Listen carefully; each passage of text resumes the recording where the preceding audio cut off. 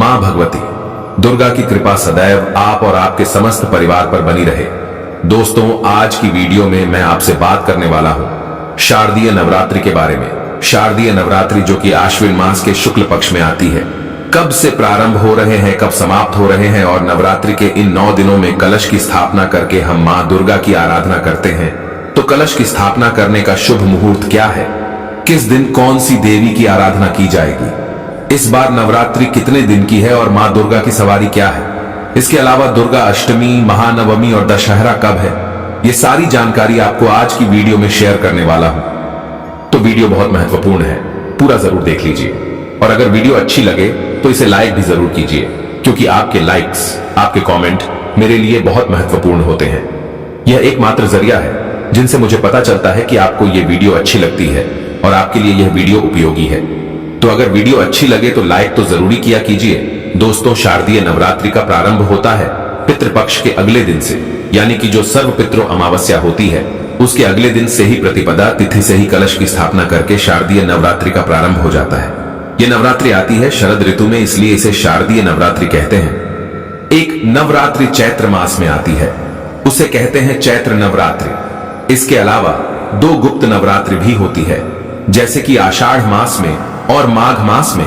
तो सनातन धर्म में 4 नवरात्रि मानी गई है, 2 गुप्त नवरात्र और 2 प्रकट नवरात्रि। इनमें से शारदीय नवरात्रि और चैत्र मास की नवरात्रि का बहुत अधिक महत्व माना गया है। नवरात्रि के इन 9 दिनों में मां दुर्गा के 9 स्वरूपों की आराधना की जाती है, और फिर दुर्गा अष्टमी और महानवमी के दिन मां दुर्गा का स्वरूप मानकर कन्याओं की पूजा की जाती है और हवन किया जाता है, और इसके बाद इस व्रत का समापन किया जाता है, और फिर अगले दिन दशहरा मनाया जाता है। अब बात करें कि प्रतिपदा तिथि कब से प्रारंभ हो रही है, कब समाप्त हो रही है, और नवरात्रि की प्रतिपदा तिथि का व्रत हमें कब धारण करना है। तो देखिए, वैदिक पंचांग के अनुसार आश्विन मास के शुक्ल पक्ष की प्रतिपदा तिथि प्रारंभ हो रही है 3 अक्टूबर को सुबह 12:18 पर, और समाप्त हो रही है 4 अक्टूबर को सुबह 2:58 पर। तो ऐसे में सूर्योदय कालीन तिथि के अनुसार शारदीय नवरात्रि का प्रारंभ होगा 3 अक्टूबर 2024 को। दिन होगा गुरुवार का, तो 3 अक्टूबर 2024 को नवरात्रि का पहला व्रत रखा जाएगा। अब बात करें कि कलश स्थापना करने का शुभ मुहूर्त क्या है, तो देखिए, कलश स्थापना 3 अक्टूबर को हम करेंगे सुबह 6:15 से सुबह 7:22 तक। कलश स्थापना करने के लिए सबसे शुभ मुहूर्त है 1:06 का। यह कुल समय आपको प्राप्त हो रहा है। इसके अलावा दोपहर में भी आप कलश की स्थापना कर सकते हैं, जैसे कि जो अभिजीत मुहूर्त होता है, इसमें भी आप कलश की स्थापना कर सकते हैं। अगर आप सुबह किसी कारणवश नहीं कर पाते हैं तो अभिजीत मुहूर्त का समय आपको प्राप्त हो रहा है दिन में 11:46 से दोपहर 12:33 तक। इस बीच में भी आप चाहे तो कलश की स्थापना कर सकते हैं। ये कुल समय आपको प्राप्त हो रहा है 47 मिनट का, 47 मिनट का। और अब जानते हैं कि इस बार नवरात्रि कितने दिन की आपको प्राप्त हो रही है, कौन से दिन आपको महानवमी मनानी है। देखिए, 3 अक्टूबर को पहला दिन होगा नवरात्रि का, घट स्थापना आपको करना है, और शैलपुत्री माता की पूजा आराधना इस दिन की जाएगी। नवरात्रि का दूसरा दिन होगा 4 अक्टूबर को, दिन होगा शुक्रवार का, माता ब्रह्मचारिणी की पूजा आप करेंगे।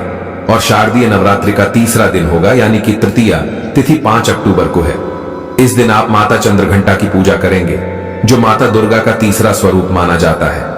शारदीय नवरात्र का चौथा दिन होगा 6 अक्टूबर को, दिन होगा रविवार का। इस दिन विनायक चतुर्थी भी है, और इस दिन मां भगवती दुर्गा के चौथे स्वरूप मां कुष्मांडा की आराधना आपको करना है। नवरात्रि की पंचमी तिथि आपको प्राप्त हो रही है 7 अक्टूबर को, जिस दिन आपको माता स्कंद माता की पूजा आराधना करना है, और यह दिन होगा सोमवार का। 8 अक्टूबर मंगलवार के दिन माता कात्यायनी की आराधना करेंगे, जो कि मां दुर्गा का छठा स्वरूप माना जाता है। 9 अक्टूबर को माता कालरात्रि की आराधना की जाएगी, और माता कालरात्रि को मां दुर्गा का 7वां स्वरूप माना जाता है। 8वां दिन नवरात्रि का अष्टमी तिथि 10 अक्टूबर को आपको प्राप्त होगी। इस दिन माता महागौरी की पूजा की जाएगी, जो कि मां दुर्गा का 8वां स्वरूप माना जाता है। तो 10 अक्टूबर को अष्टमी तिथि है। महाअष्टमी और 9वां दिन यानी कि नवमी तिथि जो नवरात्रि का अंतिम दिन होता है, 11 अक्टूबर को है माता सिद्धिदात्री की आराधना की जाएगी, जो कि मां दुर्गा का 9वां स्वरूप मानी जाता है। और इनकी पूजा किए बिना संपूर्ण नवरात्र का संपूर्ण फल हमें नहीं प्राप्त होता। इसलिए नवरात्रि में प्रतिपदा तिथि से लेकर नवमी तिथि तक विधि विधान से माता दुर्गा की आराधना की जाती है। मां दुर्गा के 9 स्वरूपों की आराधना से किसी भी प्रकार की आपकी कामना को पूर्ण हो जाती है। कोई भी आपके जीवन में विघ्न बाधा हो, कोई भी परेशानी आपके जीवन की हो, कोई भी कष्ट हो, आपका समस्त प्रकार के कष्टों से आपको छुटकारा मिल जाता है नवरात्रि के 9 दिनों में मां दुर्गा की आराधना करने मात्र से। और अब जानते हैं कि शारदीय नवरात्रि में मां दुर्गा कौन सी सवारी से आगमन कर रही है।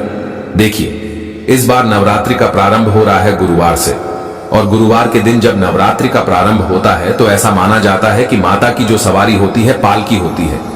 इस प्रकार का वर्णन मिलता है देवी पुराण में। अच्छा, शारदीय नवरात्रि का प्रारंभ होने से पहले आपको कुछ विशेष बातों का ध्यान रखना चाहिए, जैसे कि मां का आगमन होता है। हमारे घर में ऐसा माना जाता है कि प्रतिपदा तिथि से लेकर और 9वीं तिथि तक मां दुर्गा इस धरती पर अपने भक्तों के घरों में वास करती है। तो इसलिए हमें अपने घर की साफ सफाई करनी चाहिए। नवरात्रि से पहले ही अपने घर की साफ सफाई कर लीजिए अच्छी तरह से। मतलब घर के कोने कोने की साफ सफाई इस समय में हो जानी चाहिए। ऐसा माना जाता है कि मां दुर्गा उसी के घर में वास करती है जहां पर की साफ सफाई होती है और जहां पर कलह क्लेश नहीं होता, जहां पर सबके बीच में प्रेम बना रहता है, वहीं पर माता का आगमन होता है। तो अपने घर में आपको ध्यान रखना है किसी भी प्रकार से नवरात्रि के इन 9 दिनों में कलह क्लेश ना हो। लहसुन प्याज का सेवन नवरात्रि में नहीं करना चाहिए। मांस मदिरा का तो भूल कर भी नहीं करना चाहिए। अगर आप कलश की स्थापना करते हैं तो आपको अपने घर को कभी भी खाली नहीं छोड़ना चाहिए। मतलब कोई ना कोई व्यक्ति हर वक्त घर में रहना ही चाहिए। अगर आप अखंड दीप दान करते हैं तब भी आपको इस नियम का पालन करना है। एक और चीज, नवरात्रि के इन 9 दिनों में बाल और दाढ़ी नहीं कटवानी चाहिए। इसके अलावा नाखून भी नहीं काटना चाहिए।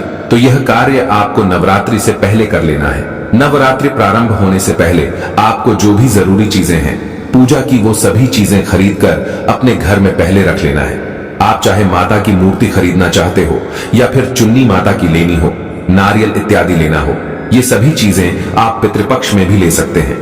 मतलब जैसे कि नवरात्रि तो अगले दिन से ही प्रारंभ हो जाती है ना, जैसे कि अमावस्या के अगले दिन नवरात्रि का पहला दिन होता है, तो आप पितृपक्ष में भी माता की पूजा के निमित्त कोई भी चीज खरीद सकते हैं। ठीक है, जैसे कि जाप करने के लिए माला आपको चाहिए, या फिर आप पुस्तक लेना चाहते हैं, सप्तशती या फिर अखंड दीपक लेना चाहते हैं, या और भी चीजें जो कि पूजा की सामग्री होती है, वो सभी सामग्रियां आप पितृपक्ष में खरीद सकते हैं। कोई दिक्कत नहीं है। देखिए, पूजा की कोई सामग्री हम खरीदारी करते हैं, पितृपक्ष में तो उसका कोई दोष नहीं लगता। अपने लिए कुछ नहीं खरीदना चाहिए, और अगर खरीद भी लेते हैं तो उसे धारण नहीं करना चाहिए। ठीक है, तो इस बार नवरात्रि का प्रारंभ हो रहा है। 3 अक्टूबर 2024 से दिन होगा गुरुवार का। माता की सवारी होगी पालकी।